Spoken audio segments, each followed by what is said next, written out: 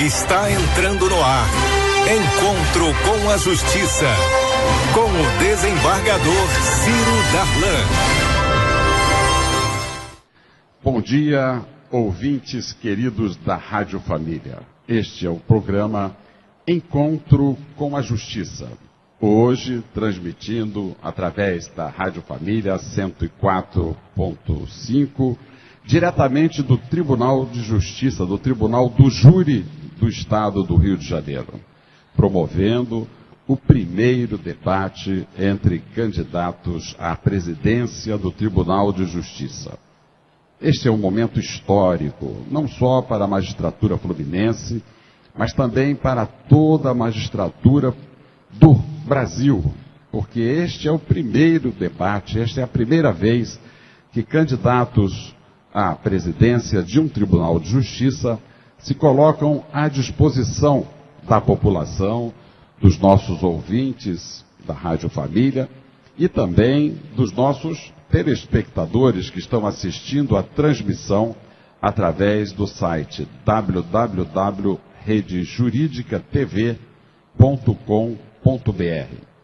A importância desse debate, a importância de trazer os candidatos à presidência do Tribunal de Justiça para dialogar com a população, para falar dos seus projetos, das suas propostas, é muito grande.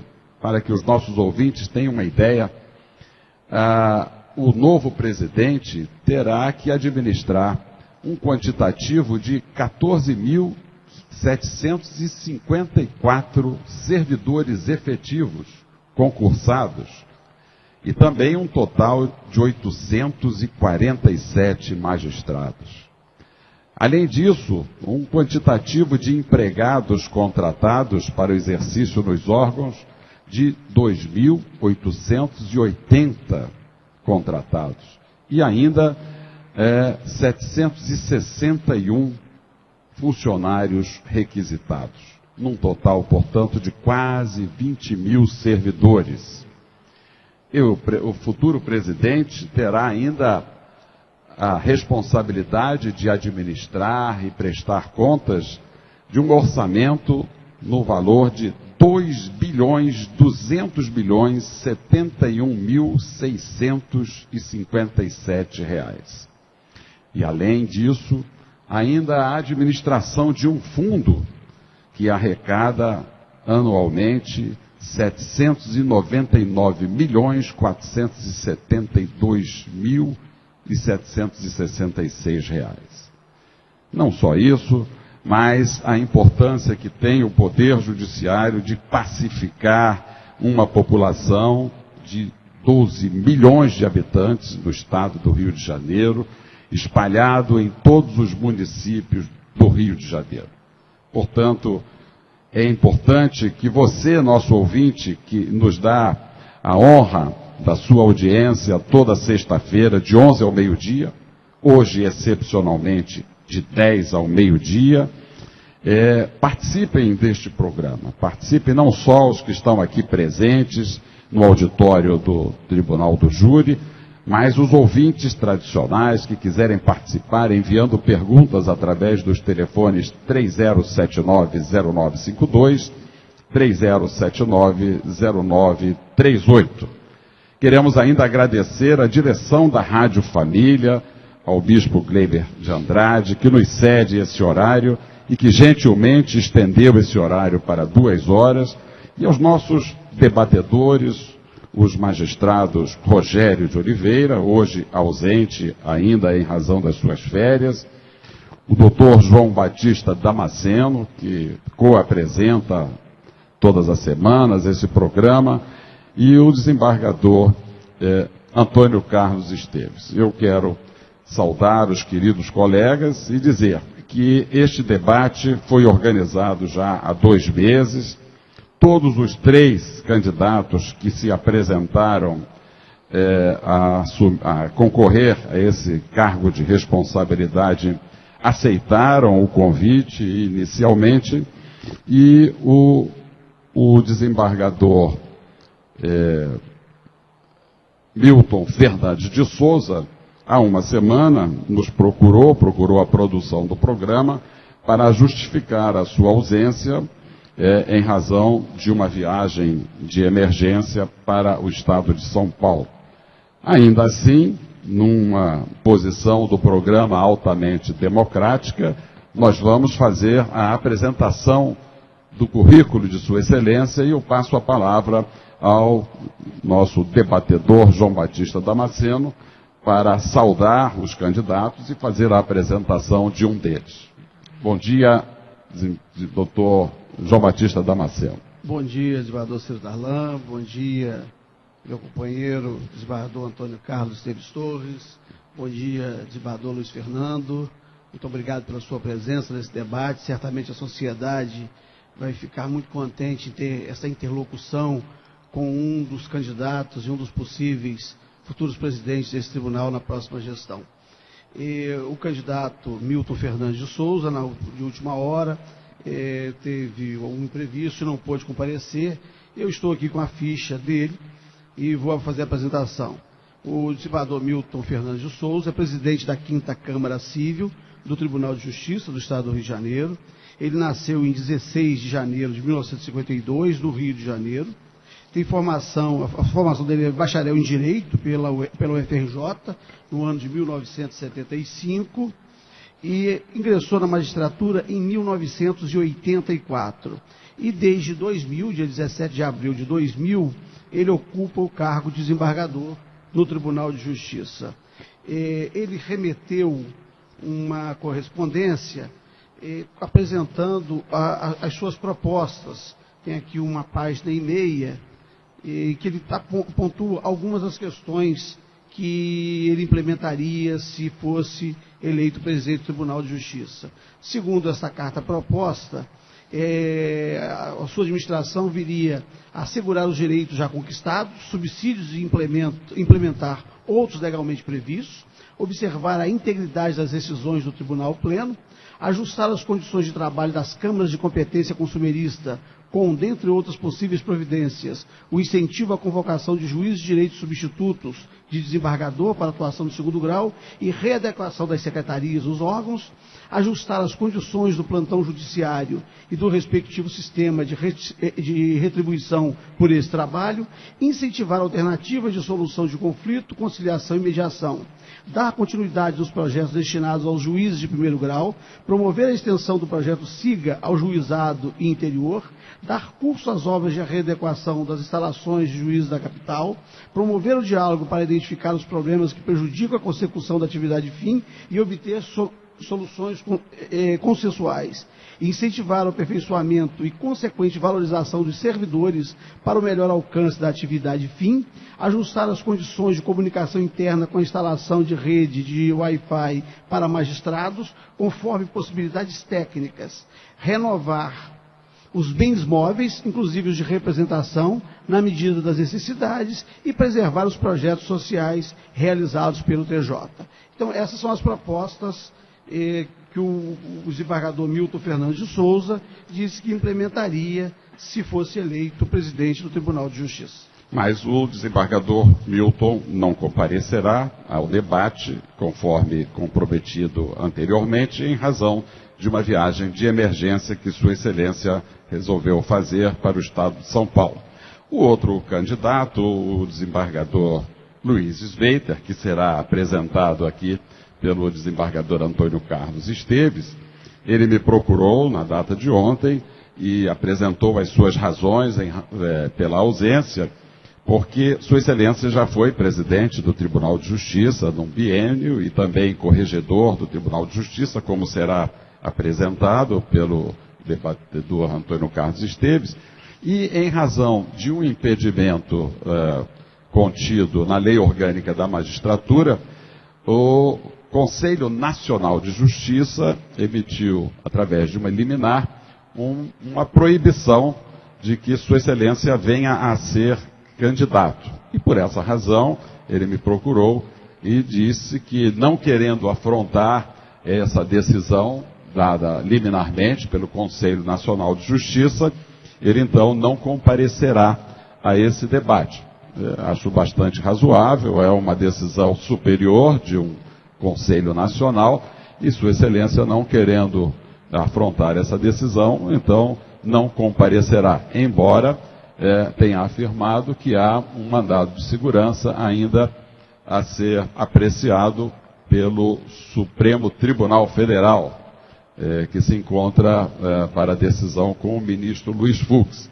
Aliás, o ministro Luiz Fux é um querido companheiro aqui do Tribunal de Justiça, tem vários amigos e interesses no Tribunal de Justiça, e seria, a meu juízo, de bom alvitre que ele se desse por impedido em razão dessa vinculação aqui com o nosso tribunal e em razão também dos evidentes interesses que Sua Excelência tem. Mas como se trata de um ministro de elevada conceito entre todos nós, ele fará justiça da melhor maneira possível, é o que todos nós aguardamos. Portanto, o desembargador Antônio Carlos Esteves, o nosso cordial bom dia, para que Sua Excelência faça a apresentação do candidato Luiz Sveiter. Bom dia, doutor Ciro, bom dia, doutor Damasceno, bom dia, doutor Luiz Fernando. E bom dia, ouvintes. Nosso propósito didático do programa está hoje engalanado, presenteado com uma maravilha, porque os senhores estão tendo a oportunidade de observar o fato em processo, o fato no seu procedimento, na construção. Daqui sairá o chefe do poder judiciário, daqui sairá o comandante das ações judiciárias no Estado. E, como sempre, uma vez que estamos presenteados por essa oportunidade, nós vamos destinar os mistérios internos, as herméticas tendências, as ocultas inclinações neste simulacro poético. É a repetida e nada repentina ruptura das vãs promessas de sempre aos meus e à minha consciência.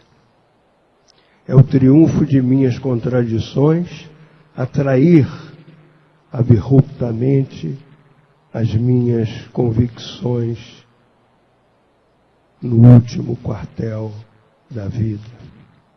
É hora de verdades nem sempre ditas, das revoluções internas que explodem na passagem de recônditas inclinações. Tu que percebeste essas minhas fraquezas e pretendes distanciados indesejáveis riscos a correr, sabe, estou mais para atender imperscrutáveis esperanças do que para me satisfazer o mistério inconfessável de meus desejos e apelos. Estou mais na linha tenuemente perceptível da voluntária exigência de entregar-te ao meu dispor de representar-te por delegação, do que me fazer eu mesmo veículo da arrogância, transporte mais cínico da autorreferência que possa haver. Muito embora, caro amigo, servir-te acaba sendo servir-me no que vai mais vivo no fundo do meu ser. Bom dia, ouvinte. O desembargador Luiz Sveiter, ele já foi presidente do tribunal, está desejoso de repetir esta agrura, porque ser presidente do tribunal não deve ser algo fácil. Eu jamais teria coragem de fazê-lo. Mas o fato é que ele foi o presidente de 2009 a 2011 e quer retornar ao exercício do cargo. Em setembro, viu por boa margem de votos o Tribunal Pleno alterar o regimento interno, permitindo-lhe a candidatura. Ele presidiu também o Tribunal Regional Eleitoral entre 2011 e 2013 e o Superior Tribunal de Justiça Desportiva de 2000 a 2005 e no biênio de 2007 a 2009 foi corregedor de Justiça do Estado do Rio de Janeiro. Ele nasceu em 1955, é formado em Direito pela Universidade Gama Filho, tem a origem, portanto, na advocacia. Ele é um dos exemplos de que o quinto constitucional, depois que o colega é admitido no seio da magistratura, ele se dilui um pouco e ele passa a ser considerado desembargador e a exercer todas as prerrogativas concernentes ao cargo. Os nossos ouvintes já estão participando, encaminhando perguntas através dos telefones 30790952, 30790938 e assistindo o nosso programa através do site www.redejuridicatv.com.br. Finalmente, o candidato presente, Luiz Fernando Ribeiro de Carvalho, é magistrado, nascido em 47. Ele é formado em Direito pela Universidade Federal do Rio de Janeiro, em 1970. É magistrado de carreira, é do meu concurso desde 1982. Estamos na lida, estamos na estrada. É membro do órgão especial e candidato agora à presidência do Tribunal de Justiça nas eleições que ocorrerão em dezembro, provavelmente no próximo dia 4. Ele tem como propostas de gestão o fortalecimento do respeito às garantias e prerrogativas dos magistrados, bem como a valorização, modernização da primeira instância.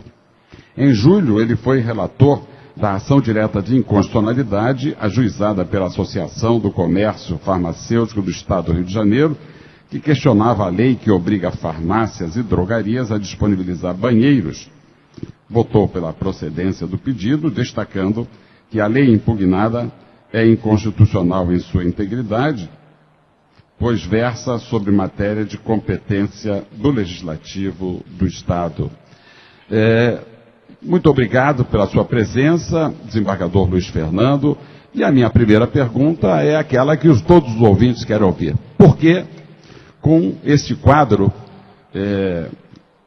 tão difícil que é presidir um Tribunal de Justiça, com essa quantidade de responsabilidade, com um orçamento tão grande, com responsabilidades em pacificar o Estado do Rio de Janeiro, eu quero que Vossa Excelência fale bem perto do microfone para facilitar. E por que Vossa Excelência quer ser presidente do Tribunal de Justiça? Bom dia, desembargador Luiz Fernando.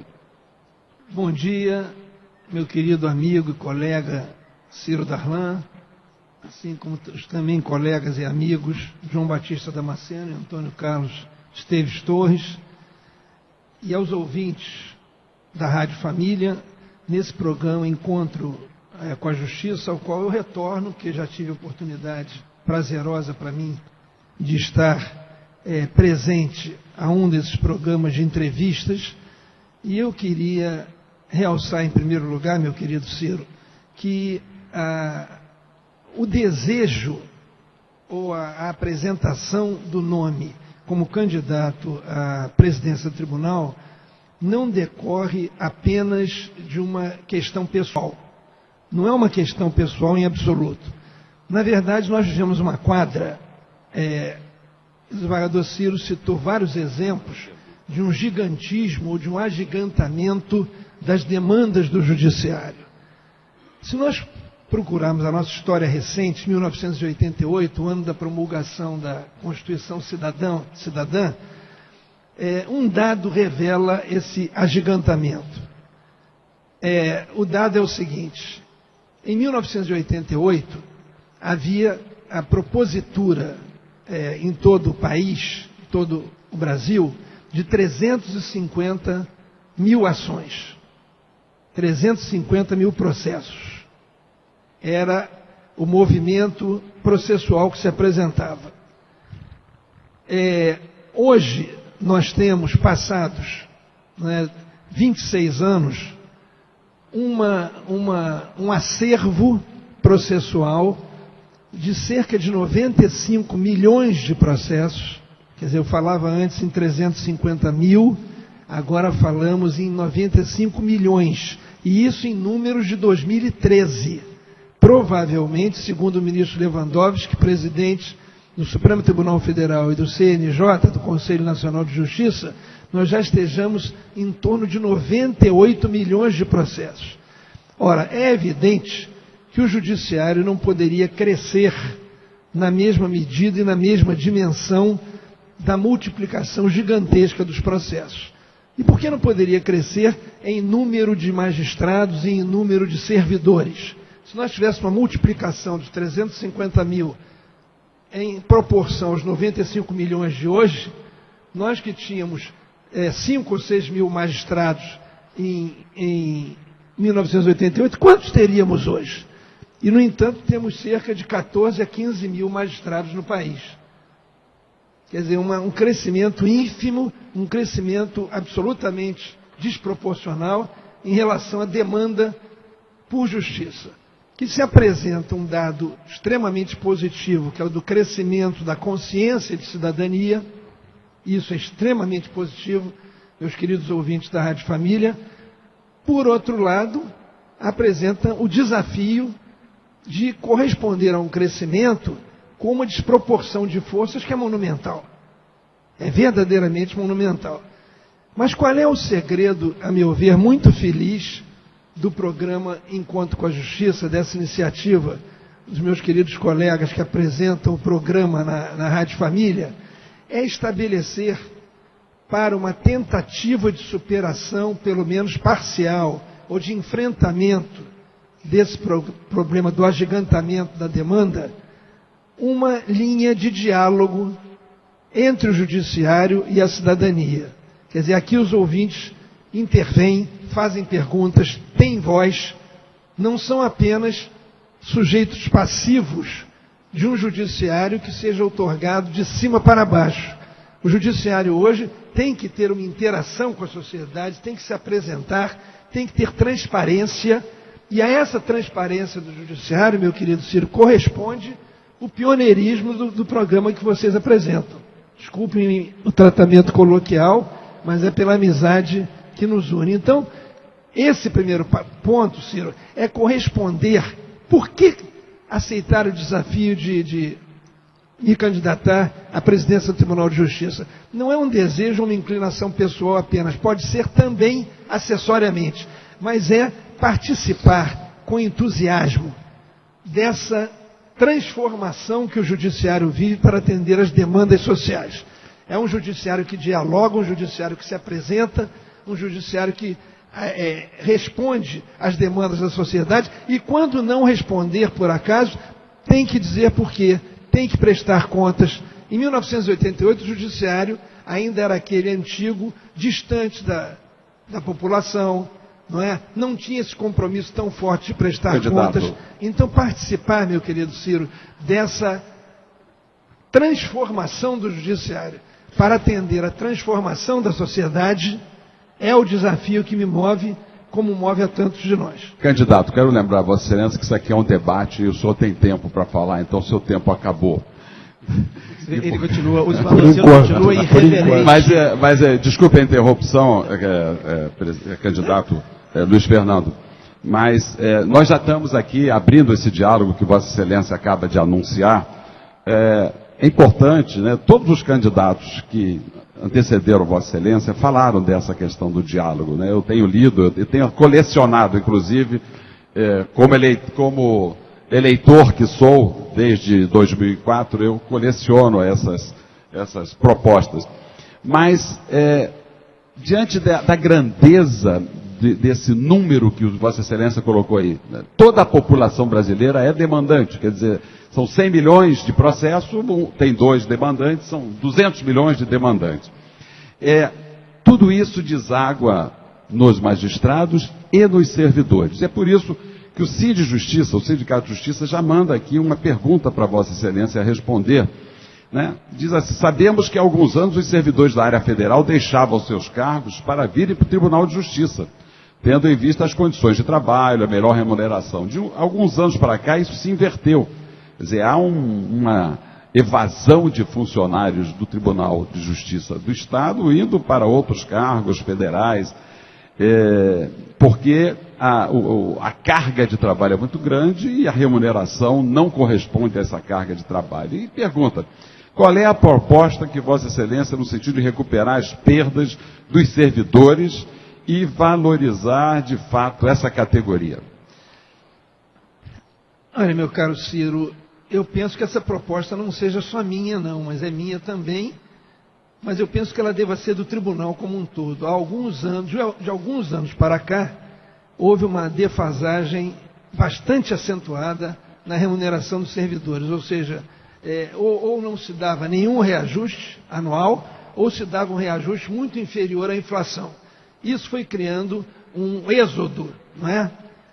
De servidores, de cérebros, de capacitações da Justiça Estadual para a Justiça Federal. Como Vossa Excelência mencionou, antes se dava esse êxodo ao contrário. A Justiça Estadual era procurada pelos servidores da Justiça Federal. Hoje é o contrário que ocorre. Por quê? Porque os servidores não encontram esse estímulo, muitas vezes, não se sentem valorizados. E a valorização não passa só pelo salário. Agora, não se pode pensar em valorizar o servidor sem pensar em salário, sem pensar em remuneração. É evidente que a remuneração faz parte de um conjunto de medidas para valorizar o servidor. Não pode ser um discurso, não é, meus amigos, de valorização do servidor que passe ao largo das questões de capacitação, de estímulo para participar dessa transformação de que o judiciário participa na democracia participativa brasileira. Nós não vivemos mais uma quadra de democracia representativa apenas, sem prejuízo da democracia representativa, do Congresso Nacional, desses setores que representam essa democracia de viés mais antigo. Nós hoje temos uma democracia participativa, temos as ONGs, temos os sindicatos, temos as associações, os clubes de serviço. Hoje a cidadania quer e exige participar. E o poder tem que dialogar com essa cidadania que se apresenta num corte novo, numa fisionomia nova. E então, eu penso que, se não se pode, por outro lado, tem uma lei de responsabilidade fiscal, né, que às vezes é apontada como um demônio, né, o que impede de reconhecer os direitos dos servidores, e essa lei apresenta um percentual de 6% como limite dos gastos com pessoal. 6% do orçamento do Poder Judiciário podem ser gastos, podem ser dispendidos com pessoal. E o limite prudencial é 5,7%. 5,7%. Nós nos encontramos já nesse limite prudencial. Então nós temos que partir para a saída engenhosa, não pode ser mágica, mas tem que se ter um diálogo com os demais poderes do Estado, fazendo ver que não é um judiciário enfraquecido, debilitado, com evasão de cérebros, com perda de servidores, que vai corresponder ao que a sociedade exige dele. Candidato. Por outro lado, esse judiciário precisa dialogar com a sociedade para que a sociedade nos ajude a cobrar dos outros poderes uma solução. Não é uma missão somente do Poder Judiciário. O Poder Judiciário é o responsável pela condução dessa tarefa de chegarmos ainda que por etapas. Eu, pessoalmente, Ciro, não acredito que nós consigamos reverter essa defasagem de uma vez só, mas acredito que tem que ser dado o primeiro passo, logo depois, quando for possível, o segundo, e assim, ao longo de um tempo médio, conseguimos restaurar essa questão da remuneração. E ela se encaixa dentro de uma tese geral de valorização do servidor. Um servidor mais qualificado, um servidor mais estimulado, um servidor mais apto e um servidor melhor pago. E isso é uma missão do Judiciário que tem que envolver a sociedade civil, tem que mostrar à sociedade civil por que valorizar o Judiciário, por que valorizar seus servidores. E é uma missão também de diálogo com os outros poderes. Afinal de contas, a independência do Judiciário se comunga com a harmonia entre os poderes. Os outros poderes precisam compreender, e isso somente com diálogo que realmente parta dessa noção fundamental, que é preciso resgatar a situação remuneratória dos nossos servidores. Candidato, eu peço desculpas ao senhor. Perdi o tempo de novo, não? Eu peço desculpas pela antipática missão de bloquear, às vezes, o seu tempo, para que possamos ter espaço para outros assuntos. Lógico. Mas, aproveitando este assunto, qual o compromisso de Vossa Excelência de abrir o diálogo com relação aos servidores, através do sindicato, que hoje está fechado, não há nenhum caminho de diálogo entre a administração atual e o Sindijustiça, os representantes dos servidores não são atendidos, não são, sequer se responde às suas reivindicações. Como é que o senhor pretende abrir esse diálogo com o Sindijustiça? Olha, desembargador Ciro, eu pretendo, não só com o Sindijustiça, mas existe também o Sinterge, que representa os escrivães, e existe a OJA, que representa os oficiais de justiça, desenvolver um trabalho de parceria, quer dizer, ouvi-los, estabelecer metas que sejam factíveis e não deixar de receber. Eu considero inconcebível. Eu considero inconcebível a possibilidade de deixar de receber, porque eu não tenho, e o tribunal e o Poder Judiciário não pode ter medo de dialogar com seus servidores. Se a magistratura, do ponto de vista da função que ela desempenha, meus queridos desembargadores Ciro e Antônio Carlos, e meu querido doutor João Batista Damasceno, se a magistratura tem essa atividade de prestar a jurisdição, que é a atividade fim do judiciário, o que significa isso? Que a magistratura é o coração do Poder Judiciário. Mas os servidores, por outro lado, meus queridos Ciro, Antônio Carlos e Damasceno, os servidores são o pulmão.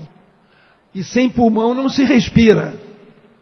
É por isso o candidato... Então é preciso que haja um diálogo em termos de sístole e diástole. Ou seja, o bombeamento do coração precisa dos movimentos de sístole e diástole. Não há a alma do judiciário, que são os magistrados, não existe sem o seu pulmão, sem aquele que presta a atividade fim junto com o magistrado. Sem o servidor isso não existe. Quer dizer, eu não posso pensar em temer o diálogo com o servidor. Não tenho nenhum medo, só para concluir, não tenho nenhum medo do diálogo com o servidor, como eu acho que o servidor não verá nesse tribunal, com esse tipo de diálogo, um algoz, ou alguém que esteja trabalhando para que ele não tenha reajuste, ou tenha um reajuste menor do que a inflação. O servidor deve compreender que tem no tribunal um parceiro e um condutor das suas demandas, sem prejuízo da independência do sindicato, especialmente o Sindijustiça, que representa toda a categoria. Agora, se ele é o representante de toda a categoria, de todo o segmento do servidor, o Poder Judiciário tem que compreender que o problema do servidor não é um problema de reivindicação do servidor só, não. É um problema institucional do Poder Judiciário. Se inscreve na relação dos problemas institucionais do Poder Judiciário. Não se pode pensar em Poder Judiciário sem juiz? Evidentemente que não. Mas também não se pode pensar sem servidor. Muito obrigado. Vejam, senhores servidores, que as observações cardiológicas do nosso candidato demonstram entusiasmo com que ele está verificando a relação, né, com os servidores. Agora, nessa mesma linha, candidato, eu vejo que ainda hoje há um certo veso de maltratar, não é bem o termo, mas tratar de uma forma diferente o juiz de primeiro grau, a primeira instância. E também o outro lado da moeda, a outra ponta da corda, que é o magistrado aposentado. O senhor tem alguma conjectura acerca desses dois extremos, candidato? Eu vejo que o programa está tocando nas feridas, né? Não estamos aqui num coquetel de boas-vindas. Estamos tocando nas feridas. Quanto ao juiz de primeiro grau... Seja muito bem-vindo, mas há um debate. Então nós queremos, né, a exposição dos posicionamentos. Quer dizer, eu estou quase debatendo comigo mesmo, né? Eu me entusiasmo e acabo quase debatendo comigo mesmo. Mas eu não quero fazer crítica nenhuma à atual administração, nem às anteriores, cada uma vai colocando o seu tijolo, vai desempenhando o seu papel, mas, como candidato, devo dizer o seguinte, a primeira instância é a vitrine do judiciário. Quer dizer, onde é que o jurisdicionado ingressa? É na primeira instância. Raras são as ações de competência originária dos tribunais. Nós sabemos que existem algumas e não estamos aqui para discutir isso agora. Mas 90 e tantos % das ações ingressam na primeira instância. E a primeira instância, vejam todos os ouvintes, estava numa situação absolutamente deprimente, o que aliás foi reconhecido pela atual administração, que mudou a primeira instância lá para ali Praça 11, ou perto do Estácio ali, né? E esvaziou os gabinetes e as salas de audiência e os cartórios para promover obras de emergência, que eram obras de problema hidráulico, de problema elétrico, quer dizer, podia haver de repente um curto-circuito, um incêndio, pessoas que vinham ao judiciário até como testemunhas, já não digo como parte, poderiam sofrer amargamente isso, os servidores e os magistrados também. Então, a primeira instância é a vitrine do judiciário. É como o judiciário é percebido pela população. Não adianta nada, por exemplo, meus queridos amigos, ouvintes da Rádio Família, não adianta nada dizer-se que o tribunal está julgando uma apelação em 2 ou 3 meses. Se uma petição na primeira instância pode levar 5 meses para ser juntada aos autos, para vir aos autos. Quer dizer, então, a primeira instância foi mais esmagada por aquela demanda a que eu me referi, a demanda gigantada. Ela esmaga mais a primeira instância, porque, obviamente, ela é a que sofre mais com o problema de alocação de verbas e de tudo isso que nós sabemos. A primeira instância não digo nem pior aquinhoada, né? Ela, muitas vezes, ela sequer chega a ser aquinhoada. Então, a primeira instância tem que sofrer realmente um novo desenho que compreenda um papel de importância dela no conjunto do Poder Judiciário. O Poder Judiciário não é o tribunal. O Tribunal de Justiça é a estrutura administrativa do Poder Judiciário. O Poder Judiciário se compõe das suas diversas instâncias, primeira e segunda instâncias. E, evidentemente, aos tribunais superiores, eu estou falando no Judiciário do Estado. O Judiciário do Estado é primeira e segunda instâncias. E é preciso, então, resgatar a primeira instância. A administração deu um primeiro passo agora, começando a promover obras em instalações que são cinquentenárias. Instalações que têm 50 anos. Imagine a demanda por justiça há 50 anos atrás. O que era a demanda por justiça? Quantas pessoas vinham ao fórum como partes ou testemunhas há 50 anos atrás? Como é que pode uma primeira instância, com as instalações hidráulicas, elétricas e etc., de 50 anos atrás, receber esse jurisdicionado com dignidade? Receber as testemunhas com dignidade. Então, a primeira instância é a vitrine, a ela tem que ser dado um tratamento absolutamente priorativo, absolutamente prioritário, e eu quero dizer que considero que esse primeiro passo que foi dado foi necessário, mas não é suficiente. Nós devemos seguir priorizando a primeira instância. A segunda instância está razoavelmente instalada, tem uma razoável estrutura, quer dizer, não é ela a prioridade do momento. Não é que ela não precise ter estrutura, evidentemente que a segunda instância também precisa ter estrutura, mas ela não é a prioridade do momento. E quanto aos aposentados, meu querido Ciro, nós vamos começar, Damasceno e Antônio Carlos, a ter que entrar num tema da crueldade, né?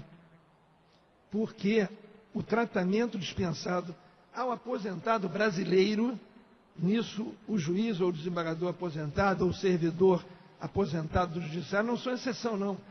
O aposentado brasileiro, com fator previdenciário e outras cositas mais, não é? Ele é absolutamente menosprezado. Ele chega a ter direito a pagar uma segunda contribuição, depois de ter pago a primeira, durante 35 anos, ele é convocado a pagar uma nova contribuição previdenciária, como se ele fosse se aposentar de novo.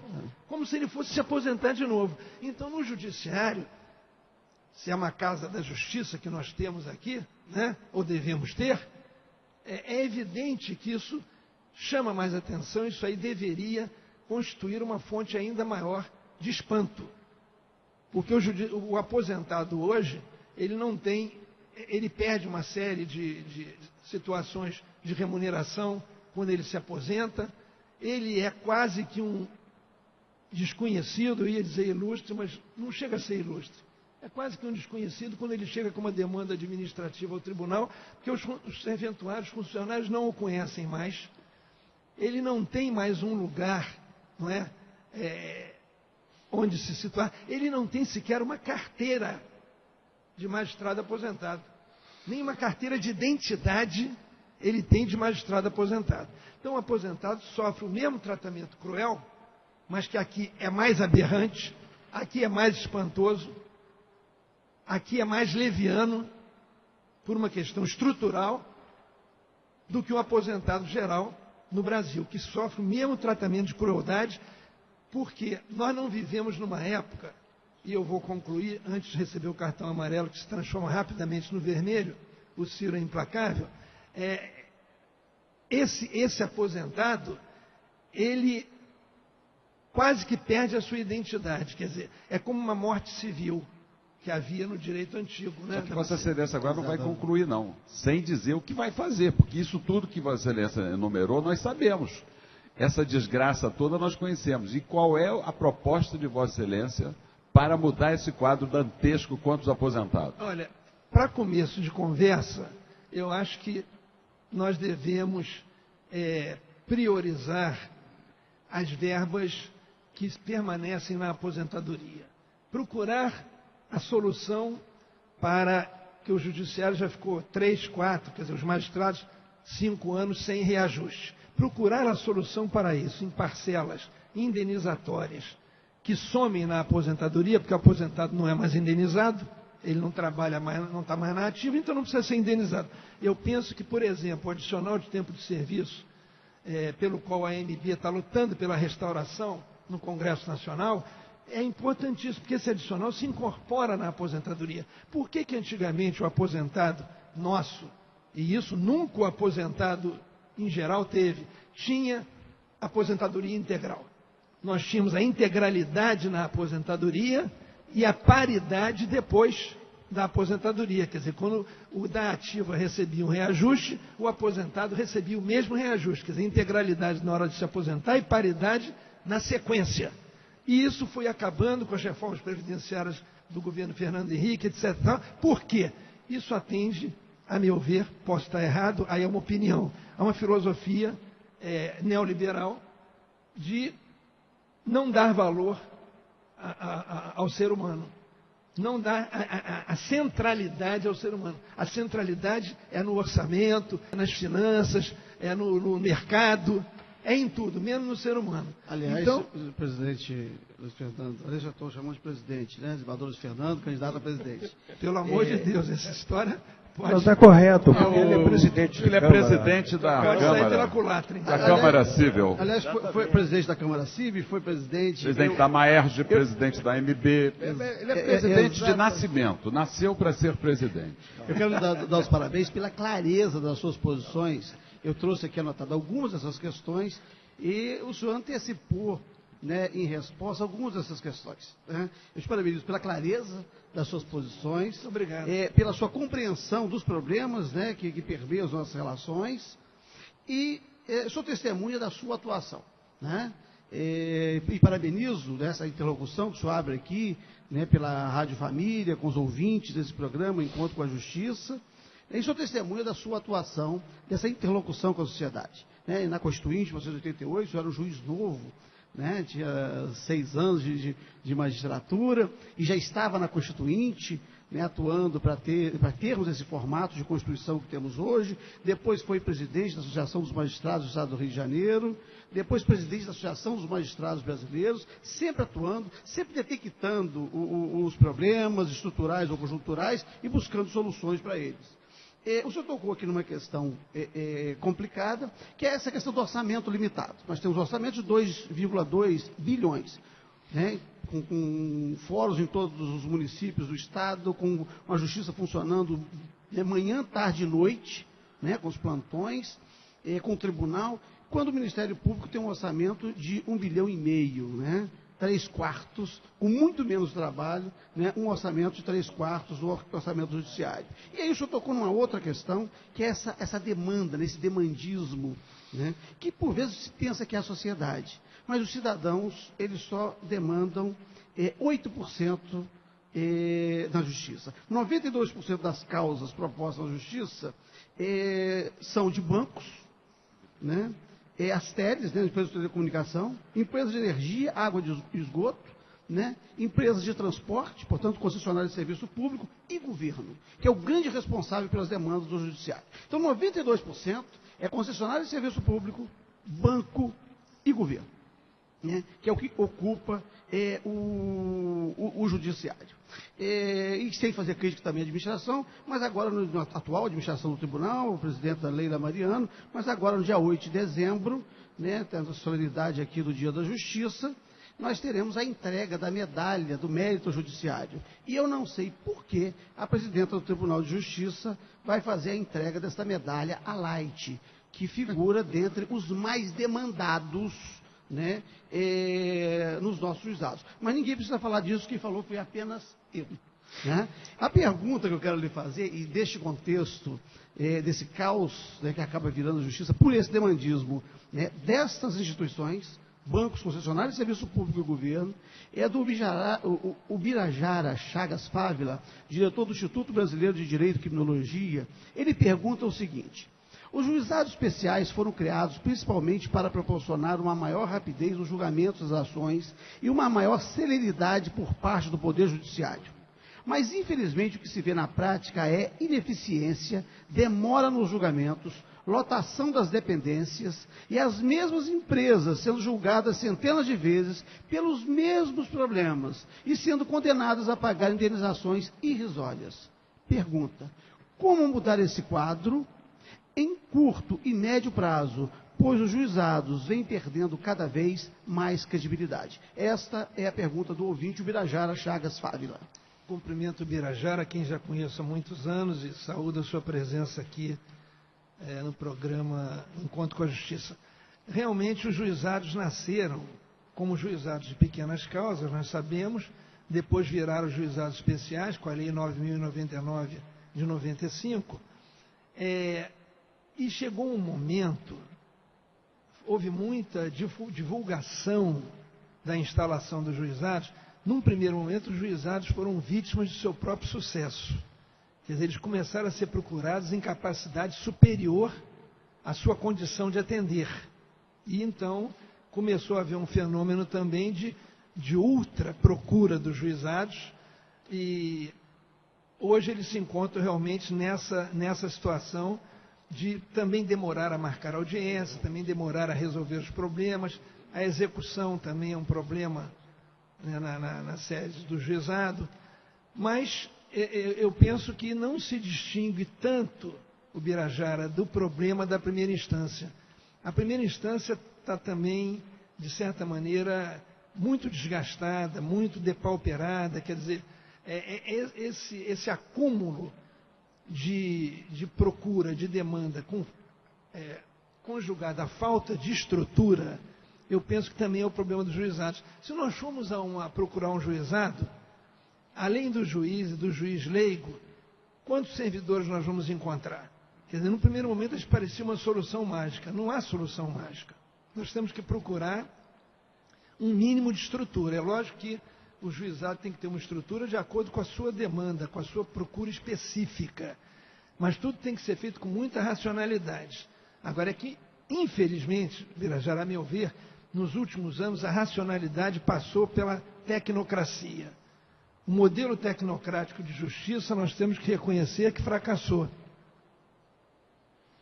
A justiça tem que ter um modelo humanista, tem que ter um modelo que, reconhecendo as suas dificuldades, as dificuldades orçamentárias, os limites e tudo, tem uma filosofia central de humanismo. Porque essa é a verdadeira inspiração da justiça.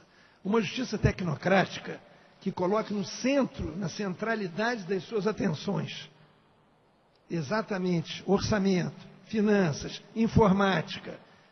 Em certos momentos aqui no tribunal, nós pensamos que essas atividades são atividades fim e a jurisdição é atividade meio.